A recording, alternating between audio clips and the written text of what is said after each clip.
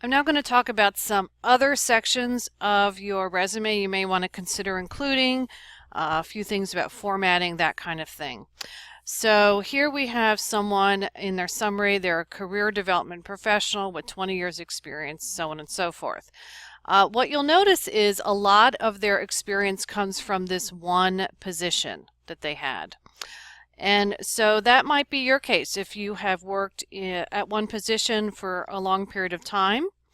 It could be your situation if, say, your most recent position or second most recent is the most relevant to the position you're applying for.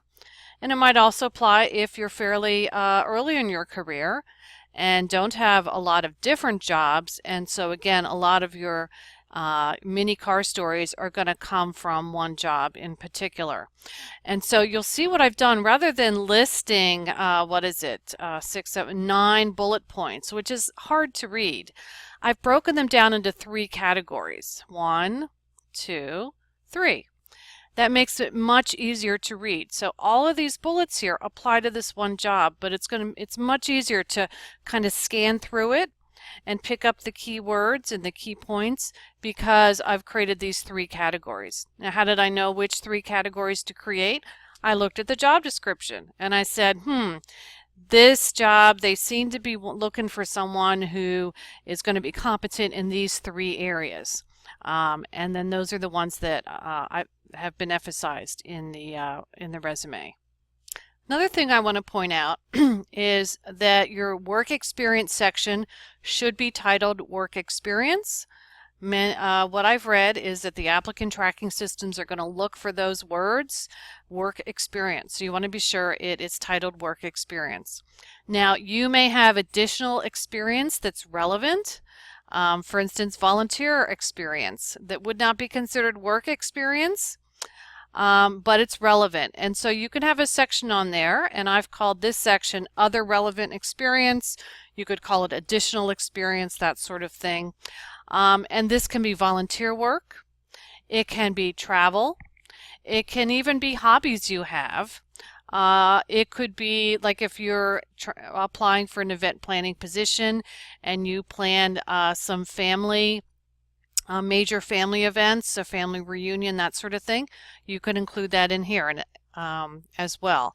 And so for some people, they want to include those kinds of things, and so you're going to include that under Other Relevant Experience. You'll notice on this resume, the education is near the bottom of the resume. That's because the person has been out of school for quite a number of years. So if you're recently out of school, you may want to put your education on your first page, near the top of the first page, if it's your strongest card. But the longer it's been since your formal education, your actual work experience becomes more relevant. And your education, you would certainly want to include it, but more likely on the second page like it is here. And then there's a section here called Professional Development. And that becomes more and more important the further away you are from your formal education. It answers the question, how is this person keeping up in their field? How are they learning, continuing to learn the things they need to learn in order to be effective on the job? And that can include all kinds of things in there.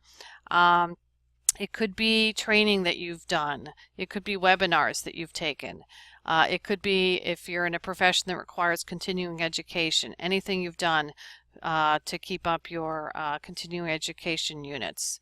It could be professional associations that you're involved in. Anything like that that answers the question, how is this person continuing to develop in their profession? Let me point out a couple things from this resume. So here again we have education kind of middle of the second page, and then this individual has decided to list competencies, areas of strength that they have. And again, rather than just having a long list of 20 different things or whatever, 21 different things, they've broken it up into these 4 categories. See how much easier that is then to read the information, to glance through it, to get a sense of what's there.